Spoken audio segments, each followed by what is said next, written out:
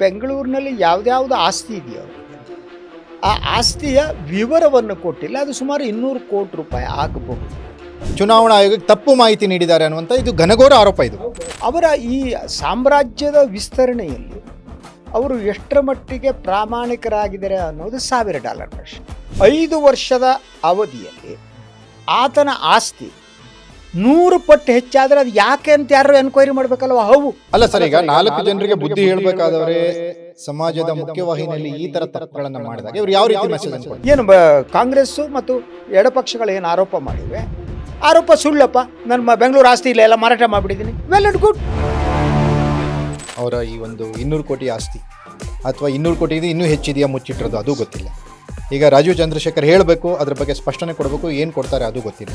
ನಿಜವಾಗಿ 200 ಕೋಟಿ ರೂಪಾಯಿ ಆಸ್ತಿಯ ವಿವರವನ್ನು ಮುಚ್ಚಿಟ್ರದ ಕಾರಣ ಏನು? ಆ ಆಸ್ತಿ ಗಳಿಕೆಯಲ್ಲಿ ಏನಾದರೂ ವ್ಯತ್ಯಾಸ ಇದೆಯಾ? ಅವರಿಗೇನಾದರೂ ಭಯ ಇದೆಯಾ? ನೀವು ಹಲವು ನಾವು ಲಿಸ್ಟ್ ನೋಡ್ರೆ ಶಾಕಿಂಗ್ ಆಗುತ್ತೆ ಕಣ್ರಿ. 100 ಕೋಟಿ ಇರೋರು 5 ವರ್ಷ 1000 ಕೋಟಿ ಒಡೆಯರಾಗ್ತಾರೆ. ಲೋಕದ ಡೊಂಕ ನೀವೇಕೆ ತಿದ್ದುವಿರಿ? ಜನ ಇದ್ರ ಬಗ್ಗೆ ಎಲ್ಲ ಮಾತನಾಡುವ ಸ್ಥಿತಿ ವಾತಾವರಣ ನಿರ್ಮಾಣ ಆಗಬೇಕು. ನಮ್ಮಂತೂ ಕೂತ್ ಮಾತಾಡಬೇಕು, ಖಂಡಿಸಬೇಕು.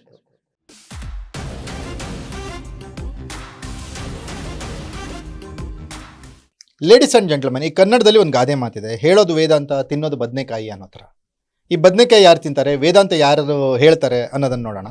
ಆದರೆ ಒಂದು ದೊಡ್ಡ ಆರೋಪ, BJPಯ ಮಾಜಿ ಕೇಂದ್ರ ಮಂತ್ರಿಗಳು, ಸದ್ಯದ ಕೇರಳದ BJPಯ ರಾಜ್ಯಾಧ್ಯಕ್ಷರು ರಾಜೀವ್ ಚಂದ್ರಶೇಖರ್ ಅವರ ವಿರುದ್ಧ ಈಗ ಅವರು ಆಸ್ತಿಯನ್ನು ಘೋಷಣೆ ಮಾಡಬೇಕಲ್ವಾ? ಈ ಚುನಾವಣೆಗೆ ಸಂಬಂಧಿಸಿ ಅವರು ನಾಮಿನೇಷನ್ ಕೊಡುವಾಗ ಆಸ್ತಿ ಘೋಷಣೆ ಮಾಡಬೇಕು. ಅದರಲ್ಲಿ ಹಲವು ಮಹತ್ವದ ಅಂಶಗಳನ್ನು ಮುಚ್ಚಿಟ್ಟಿದ್ದಾರೆ ಅನ್ನುವಂತಹ ಅತಿ ದೊಡ್ಡ ಆರೋಪ ಕೇಳಿಬಂದಿದೆ. ಈ ಆರೋಪದಲ್ಲಿ ಸತ್ಯಾಂಶ ಇದೆಯಾ ಅಥವಾ ರಾಜೀವ್ ಚಂದ್ರಶೇಖರ್ ತಪ್ಪು ಮಾಡಿದಾರಾ? ಯಾವ ಆಸ್ತಿಯನ್ನು ಮುಚ್ಚಿಟ್ಟಿದ್ದಾರೆ? ಈ ವಿಚಾರವಾಗಿ ಮಾತನಾಡಲಿಕ್ಕೆ ನಮ್ಮ ಜೊತೆಗೆ ಫೋಕಸ್ ಟಿವಿ ಎಡಿಟೋರಿಯಲ್ ಡೈರೆಕ್ಟರ್ ಹಾಗೂ ಖ್ಯಾತ ಪತ್ರಿಕೋದ್ಯಮಿ ಶ್ರೀ ಶಶಿಧರ್ ಭಟ್ ಅವರಿದ್ದಾರೆ. ಬನ್ನಿ ಅವರನ್ನ ಕಾರ್ಯಕ್ರಮಕ್ಕೆ ಸ್ವಾಗತಿಸೋಣ. ಸರ್ ನಮಸ್ತೆ, ಕಾರ್ಯಕ್ರಮಕ್ಕೆ ಸ್ವಾಗತ. ಈಗ ರಾಜೀವ್ ಚಂದ್ರಶೇಖರ್ ಅವ್ರನ್ನ ನೀವು ತುಂಬ ಹತ್ತಿರದಿಂದ ನೋಡಿದಿರಿ, ದಶಕಗಳ ಕಾಲ. ಸರ್, ಅವ್ರು ಈ ಥರ ಮುಚ್ಚಿಟ್ಟು ಈ ಥರ ಮಾಡುವಂಥ ವ್ಯಕ್ತಿತ್ವ ಆ ಥರದ್ದು ಏನಾದರೂ ಅನ್ಸುತ್ತಾ ನಿಮಗೆ? ಸೊ ರಾಜೀವ್ ಚಂದ್ರಶೇಖರ್ ಅವರ ಇದುವರೆಗಿನ ಬದುಕಿದೆಯಲ್ಲ, ಆ ಬದುಕನ್ನ ನೋಡಿದರೆ ಅವರು BPL ಇಂದ, ಅದು ಅವರ ಮಾವನ ಕಂಪನಿ ಆಗಿತ್ತು, ಆ ಕಂಪನಿ ಮುಚ್ಚಿದ್ದು, ಅದರ ನಂತರ BPL ಅನ್ನು ಅವರು ಬೇರೆ ಮಾರಾಟ ಮಾಡಿದ್ದು, ಅದೊಂದು ಇತಿಹಾಸ, ಅದೊಂದು ಬಹುದೊಡ್ಡ ಅದು ಕರಾಳ ಇತಿಹಾಸನ ಅಥವಾ ಯಾವ ಇತಿಹಾಸ ಸರ್? ಅದನ್ನ ಹೇಗೆ ಬೇಕಾದ್ರೂ ಅನ್ಬಹುದು. ಅದು ವೈಯಕ್ತಿಕ ಕುಟುಂಬದ ಒಳಗಡೆ ನಡೆದಿರೋದ್ರಿಂದ ಅದು ಕುಟುಂಬದ narratives. So actually Rajiv Chandrashekhar ಒಬ್ಬ ಸೈನಿಕನ ಮಗ ಅವರು. ಸೊ BPL ನಂತರ ಅವರು ಒಂದು ಸಾಮ್ರಾಜ್ಯವನ್ನ ಕಟ್ಟಿದ್ರು. ಅವರು ಕನಿಷ್ಠ 14 ಕಂಪನಿಗಳಿವೆ. ಅವರು ಈ ಸಾಮ್ರಾಜ್ಯವನ್ನ ಕಟ್ಟಿದ್ರು. ಈ ಸಾಮ್ರಾಜ್ಯವನ್ನ ಕಟ್ಟುವಾಗ 3 ರಾಜಕೀಯ ಪಕ್ಷಗಳ ಜೊತೆ ಅವರಿಗೆ ನಿಕಟ ಸಂಪರ್ಕ ಇತ್ತು. ಈ 3 ರಾಜಕೀಯ ಪಕ್ಷಗಳು ಅವ್ರನ್ನ ಬೆಳೆಸಿವೆ. ಅವರು 2 ಬಾರಿ ರಾಜ್ಯಸಭೆ ಸದಸ್ಯರಾದಾಗ ಯಾವ ಪಕ್ಷವೂ ಅವರು ವಿರೋಧ ಮಾಡಿಲ್ಲ. ಕಾಂಗ್ರೆಸ್ ವಿರೋಧ ಮಾಡಿಲ್ಲ, JDS ವಿರೋಧ ಮಾಡಿಲ್ಲ, BJP ವಿರೋಧ ಮಾಡಿಲ್ಲ. ಅಂದ್ರೆ is such A business man. ಅದ್ರ ಜೊತೆಗೆ JDS ಜೊತೆ ಬಹಳ ಚೆನ್ನಾಗಿದ್ರು. ಹಾಸನದ ಏರ್ಪೋರ್ಟ್ ಪ್ರಾಜೆಕ್ಟ್ ಒಂದು ಬಂತು, 500 ಎಕರೆ ಭೂಮಿ ಏನೋ ಬಂತು. ಪ್ರಾಜೆಕ್ಟ್ ನಂತರ ಏನಾಯ್ತಾ ಗೊತ್ತಿಲ್ಲ, ದೇವೇಗೌಡರಿಗೆ ಅವರಿಗೆ ಇದಾಯ್ತು, ರಿಲೇಷನ್ ಕೆಟ್ಟೋಯ್ತು. ಆಯ್ತಾ, ಅದಾದ್ಮೇಲೆ ಬೇರೆ ಬೇರೆ ಶಿಪ್ಪಿಂಗ್ ಇಂದ ಈಗ ಈ ಪ್ರಾಜೆಕ್ಟ್ ವಿಚಾರಗಳು ಅಂತ ಬಂದಾಗ, ದೇವೇಗೌಡರು ಅಂತ ನೀವು ಹೇಳಿದಾಗ ಸರ್, ಆ ಪ್ರಾಜೆಕ್ಟ್ಗಳನ್ನ ಯಾರು ತಂದಿರ್ತಾರಲ್ಲ ಅವ್ರ ಜೊತೆಗೆ ದೇವೇಗೌಡರ ಸಂಬಂಧ ಬಹಳ ಹಾಳಾಗ್ತಾ ಇರುತ್ತೆ. ಈಗ ನೈಸ್ ಕೇಣಿಯವ್ರ ಜೊತೆಗೂ ಸಂಬಂಧ, ಇದು ವಿಷಯಾಂತರ ಆಗ್ತಾ ಇದೆ. ಬಟ್ ಮಧ್ಯದಲ್ಲಿ ಒಂದು ಬಂತು ವಿಷಯ ಅಂತ ನಾನು ನಿಮ್ಗೆ ಕೇಳಿದೆ ಸರ್, ಯಾಕೆ ಹೀಗೆ ಅಂತ? ಅಂದ್ರೆ ಕೊಟ್ಟ ಮಾತು, ಕೊಡಬೇಕಾದ ಮಾತನ್ನ ಕೊಟ್ಟ ಮಾತು ಫಸ್ಟ್ ಕೊಟ್ಟ ಮಾತು ತಪ್ಪದಕ್ಷಣ ಸಮಸ್ಯೆ ಪ್ರಾರಂಭ ಆಗುತ್ತೆ. ಏನು ಎಶ್ಯೂರ್ ಮಾಡಿರ್ತಾರೆ ಅದೇನು ಅನ್ನೋದು ಎಲ್ಲರೂ ಸಾರ್ವಜನಿಕವಾಗಿ ಗೊತ್ತಿರುತ್ತೆ, ನಾವು ಹೇಳ್ಬೇಕಾಗಿಲ್ಲ. ಆ ಎಶ್ಯೂರ್ ದೇವೇಗೌಡದ ಬಹಳ ಅವರ ಕೊಡಬೇಕಾಗಿರೋದನ್ನ ಕೊಟ್ಟ ಮಾತು, ಅವರ ದುರ್ದೈವ.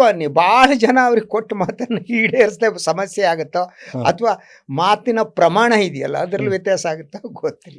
ಈಗ ರಾಜೀವ್ ಚಂದ್ರಶೇಖರ್ ವಿಚಾರಕ್ಕೆ ಹೀಗೆ ತಮ್ಮದೇ ಸಾಮ್ರಾಜ್ಯವನ್ನು ಕಟ್ಟಿದವರು ಮತ್ತು 3 ರಾಜಕೀಯ ಪಕ್ಷಗಳಿಗೆ ಅವರು ಚುನಾವಣೆಯ ಸಂದರ್ಭದಲ್ಲಿ ಎಲ್ಲ ರೀತಿಯ ಸಹಾಯ ಮಾಡಿದ ಆರೋಪ ಇದೆ.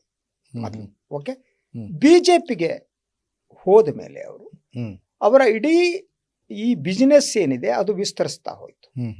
ಅವರು ಮಾಧ್ಯಮ ಕ್ಷೇತ್ರದಲ್ಲಿ ಪಡೆದ್ರು. ಸೊ ಏಷ್ಯಾನೆಟ್ ಗ್ರೂಪ್ ಅನ್ನ ಟೇಕ್ ಓವರ್ ಮಾಡಿದ್ರು. ಅದನ್ನ ರಾಜು ಮೆನನ್ ಅಂತ ಸ್ಟಾರ್ಟ್ ಮಾಡಿದ group. Asia nut is still number 1 channel ಇನ್ ಕೇರಳ. ಅದಾದ್ಮೇಲೆ ಕನ್ನಡದಲ್ಲಿ ಮಾಡಿದ್ದು ಎಲ್ಲ ಗೊತ್ತಿದೆ ಅವ್ರಿಗೆ, ಯಾವ್ಯಾವ ಚಾನಲ್ ತಗೊಂಡ್ರು. ಅವರು ವಿಸ್ತೃತ ಆಗ್ತಾ ಹೋಯ್ತು. ಅವರ ಈ ಸಾಮ್ರಾಜ್ಯದ ವಿಸ್ತರಣೆಯಲ್ಲಿ ಅವರು ಎಷ್ಟರ ಮಟ್ಟಿಗೆ ಪ್ರಾಮಾಣಿಕರಾಗಿದ್ದಾರೆ ಅನ್ನೋದು $1,000 ಪ್ರಶ್ನೆ.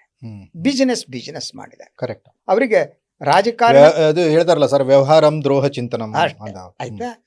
ಈಗ ಅವರು ರಾಜಕಾರಣಕ್ಕೆ ಬಿಜೆಪಿಯ ಜೊತೆ ಅವರು ಗುರುತಿಸಿಕೊಂಡ ಮೇಲೆ ಪ್ರಥಮ ಬಾರಿ ಅವ್ರನ್ನ ಮಂತ್ರಿಯನ್ನಾಗಿ ಮಾಡಲಾಯಿತು. ಆಗ ಅವರ ಪರ್ಫಾರ್ಮೆನ್ಸ್ ಬಗ್ಗೆ ಮೋದಿ ಅಮಿತ್ ಶಾ ಅವರಿಗೆ ಎಷ್ಟರ ಮಟ್ಟಿಗೆ ಸಂತೋಷ ಇತ್ತು ಗೊತ್ತಿಲ್ಲ. ಅಲ್ಲ, ಆದ್ರೆ ಮೊನ್ನೆ ನಡೆದಂತ ಕೇರಳದ ಸ್ಥಳೀಯ ಸಂಸ್ಥೆ ಕೆಲವೊಂದು ಯಾವುದು ಸ್ಥಳೀಯ ಸಂಸ್ಥೆ ಅಂದ್ರೆ ಇದು ಮುನ್ಸಿಪಾಲಿಟಿ ಚುನಾವಣೆಯಲ್ಲೂ ಕೂಡ ಬಿಜೆಪಿ ಸ್ವಲ್ಪ ಉತ್ತಮ ಸಾಧನೆ ಮಾಡ್ತು ಅನ್ನೋ ವರದಿಗಳನ್ನು ನೋಡಿ. ಎಸ್ ಅದಾದ್ಮೇಲೆ ಅವ್ರನ್ನ ಕೇರಳಕ್ಕೆ ಕಳಿಸ್ಲಾಯ್ತು. ಕೇರಳ ಅವರ ಮೂಲ. ಅವ್ರ ಹತ್ರ ಎಲ್ಲ ರೀತಿಯ ಬಲಗಳು ಇದೆ. ಸೊ ಅವರಲ್ಲಿ ಬಿಜೆಪಿಯನ್ನು ಕಟ್ಟೋದಕ್ಕೆ ಪ್ರಾರಂಭ ಮಾಡಿದ್ರು. ಸೊ ಆದ್ರೆ ಈಗಿರುವ ಸಮಸ್ಯೆ, ಅವರು ನೇಮಂ ಅಂತ ಒಂದು ಕ್ಷೇತ್ರದಿಂದ ನಾಮಿನೇಷನ್ ಹಾಕಿದ್ದಾರೆ. ಅದು ಅದರಲ್ಲಿ ಇವರೇನು ಆಸ್ತಿ ವಿವರ ಇವ್ರದ್ದು ಘೋಷಣೆ ಮಾಡ್ಬೇಕಲ್ಲ ಸರ್, ಇವರೇನು ಅಫಿಡವಿಟ್ ಹಾಕ್ಬೇಕಿತ್ತಲ್ಲ, ಆ ಅಫಿಡವಿಟ್ ನಲ್ಲಿ ಬೆಂಗಳೂರಿನಲ್ಲಿ ಇವರ 100 ಕೋಟಿ ಬೆಲೆ ಬಾಳುವಂತಹ ಆಸ್ತಿಯನ್ನ ಅವರು ಅದರಲ್ಲಿ ತೋರಿಸಿಲ್ಲ, ಅದರಲ್ಲಿ ಬಹಳ ಚುನಾವಣಾ ಆಯೋಗಕ್ಕೆ ತಪ್ಪು ಮಾಹಿತಿ ನೀಡಿದ್ದಾರೆ ಅನ್ನುವಂತ ಇದು ಘನಘೋರ ಆರೋಪ ಇದೆ. ಹೌದು. ಒಂದು ಅವರ ಇಂದಿರಾನಗರದ ಮನೆ ಏನಿದೆಯಲ್ಲ, ಅದು ಪ್ಯಾಲೇಶಿಯಲ್ ಒಂಥರ ಪ್ಯಾಲೇಸ್ ಇದ್ದಂತ ಮನೆ, ಅಷ್ಟು ದೊಡ್ಡ ಮನೆ ಅದು.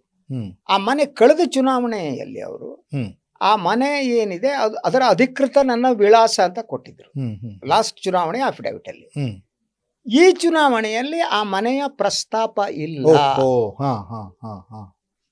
ಅಂದ್ರೆ ಅದರ ಜೊತೆಗೆ ಬೆಂಗಳೂರಿನಲ್ಲಿ ಯಾವ್ದಾವ್ದು ಆಸ್ತಿ ಇದೆಯೋ ಅವರಿಗೆ, ಆ ಆಸ್ತಿಯ ವಿವರವನ್ನು ಕೊಟ್ಟಿಲ್ಲ. ಅದು ಸುಮಾರು 200 ಕೋಟಿ ರೂಪಾಯಿ ಆಗಬಹುದು.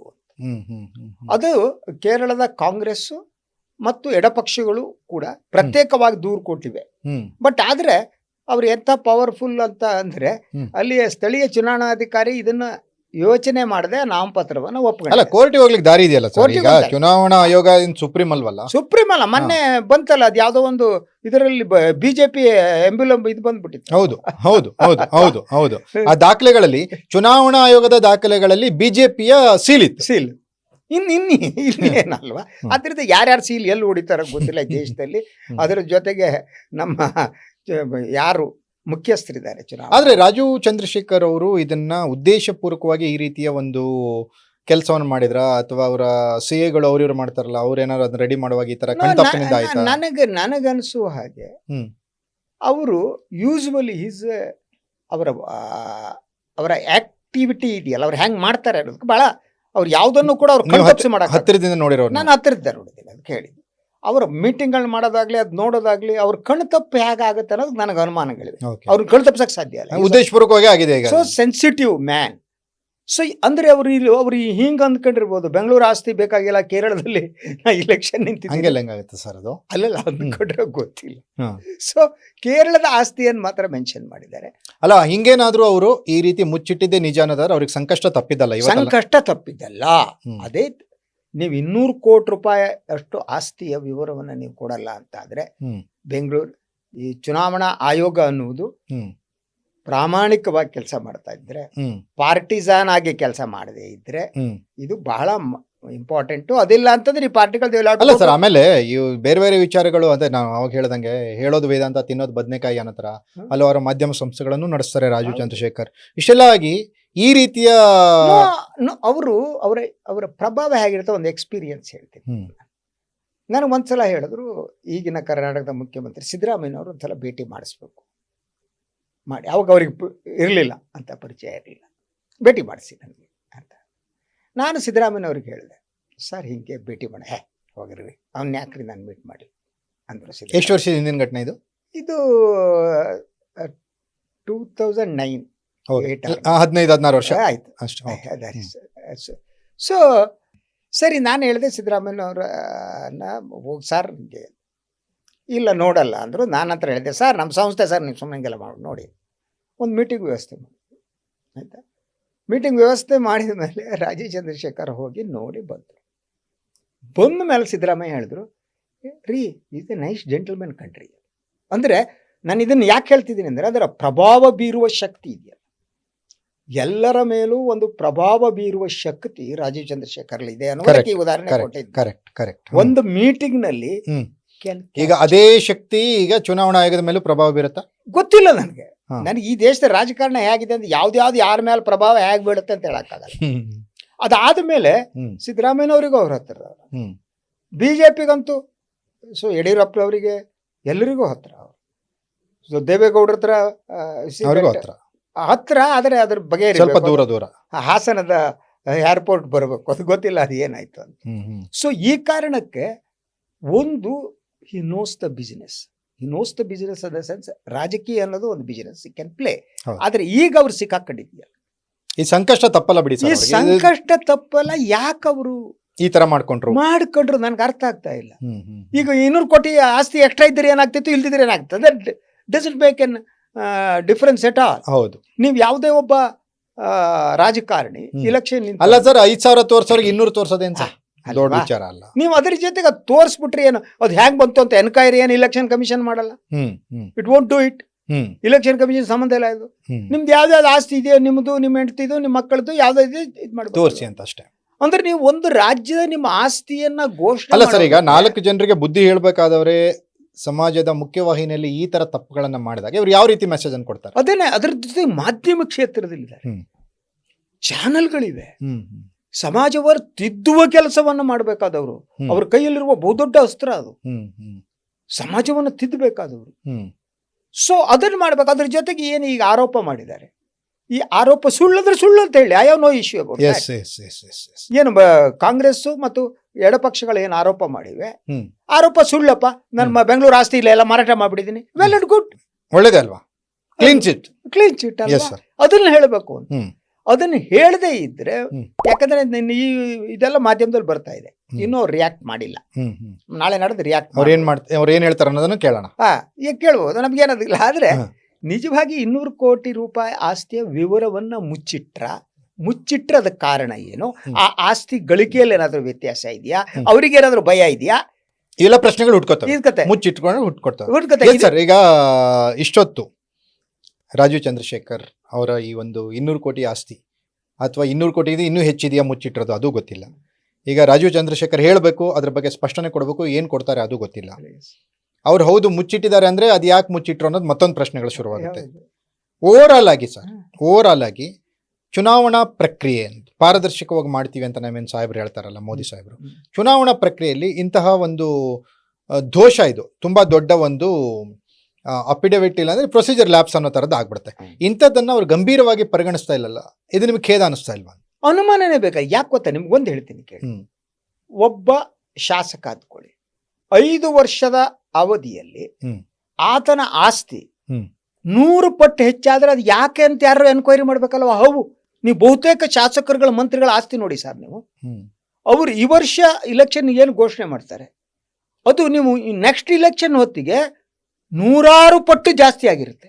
ಅವ್ರ ರೈತರೆಲ್ಲ ಬೆಳೆ ಬೆಳಿತಾರೆ ಸರ್, ರೈತರ ಬೆಳೆ ಅದ್ರ ಬಗ್ಗೆ ನನಗೊಂದು ಏನಾದ್ರೆ ಕುತೂಹಲ, ಅವರು ಯಾವ ರೀತಿ ಬೆಳೆ ಬೆಳಿತಾರೆ ಅನ್ನೋದು ಜನರಿಗೂ ತೋರಿಸ್ಕೊಟ್ರೆ ಜನರು ಹಂಗೆ ಶ್ರೀಮಂತ ಬೆಳಿಬಹುದಲ್ವಾ? ನೀವು ಹಲವರು ನಾವು ಲಿಸ್ಟ್ ನೋಡ್ರೆ ಶಾಕಿಂಗ್ ಆಗುತ್ತೆ. 100 ಕೋಟಿ ಇರೋರು 5 ವರ್ಷ ನಂತರ 1000 ಕೋಟಿ ಒಡೆಯರಾಗ್ತಾರೆ. ಆ ಹಣ ಎಲ್ಲಿಂದ ಬಂತು?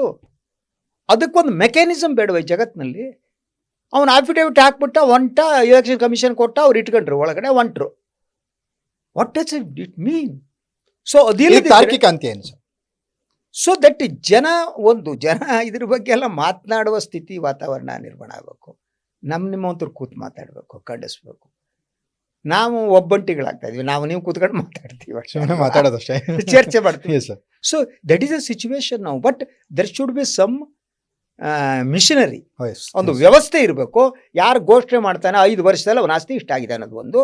ಇನ್ನೊಂದು, ಉದ್ದೇಶಪೂರ್ವಕವಾಗಿ ತನ್ನ ಆಸ್ತಿಯ ವಿವರಗಳನ್ನ ಮುಚ್ಚಿಟ್ರೆ ಯು ಶುಡ್ ಬಿ ಪನಿಷ್ಡ್. ಅದು ಬಿಟ್ಬಿಟ್ಟು ಆಯ್ತು ನಿಮ್ಮ ನಾಮಪತ್ರ ತಿರಸ್ಕಾರ ಮಾಡ್ತೀವಿ, ಫೈನ್. ಹೌದು, ಏನೋ ಒಂದು ಆಗ್ಬೇಕು, ಕ್ರಮ ಆಗ್ಬೇಕು. ಹೌದು ಸರ್, ಥ್ಯಾಂಕ್ ಯು ಭಟ್ರೆ. ಇಷ್ಟೊತ್ತು ಭಾಗವಹಿಸಿ ಇದು ಲೋಕದ ಡೊಂಕ ನೀವೇಕೆ ತಿದ್ದುವಿರಿ, ನಿಮ್ಮ ಡೊಂಕನ್ನು ತಿದ್ಕೊಳ್ಳಿ ಅನ್ನೋದನ್ನ ವೆರಿ ಸೂಚ್ಯವಾಗಿ, ತುಂಬಾ ಸೂಕ್ಷ್ಮವಾಗಿಯೂ ಕೂಡ ಹೇಳಿದ್ದಕ್ಕೆ ಧನ್ಯವಾದಗಳು ಸರ್ ನಿಮಗೆ. ಇದು ಖ್ಯಾತ ಪತ್ರಕರ್ತರು, focus TV editorial director Shashidhar Bhat ಅವರ ವಿಶ್ಲೇಷಣೆ. ನೆಲ ಜಲ ಭಾಷೆಗಾಗಿ ನೋಡ್ತಾ ಇರಿ ಫೋಕಸ್ ಟಿವಿ.